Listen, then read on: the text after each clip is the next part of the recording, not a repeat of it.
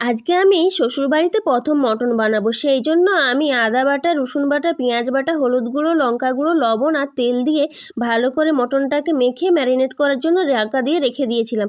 তারপর কড়াইতে তেল দিয়ে গোটা গরম মশলা, তেজপাতা দিয়ে দিয়েছি।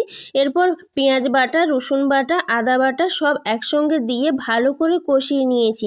তারপর এতে দিয়ে দিচ্ছি লবণ, হলুদ গুঁড়ো, লঙ্কা গুঁড়ো আর কাঁচা লঙ্কা আর টমেটো সবগুলোকে একসঙ্গে দিয়ে আবার একটু ভালো করে ঢাকা দিয়ে কষিয়ে নিয়েছি। তারপর একটু জল দিয়ে ভালো করে কষিয়ে নেওয়ার পর মটনটা দিয়ে দিয়েছিলাম। আর মটনটা কিন্তু ভালো করে নেড়ে চেড়ে আবার একটু ভালো করে কষিয়ে নিয়েছি।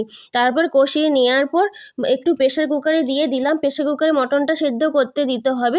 আর সে ভেজে রাখা আলুটাও দিয়ে দিয়েছি। তারপর পরিমাণ মতো গরম জল দিয়ে দিয়েছি।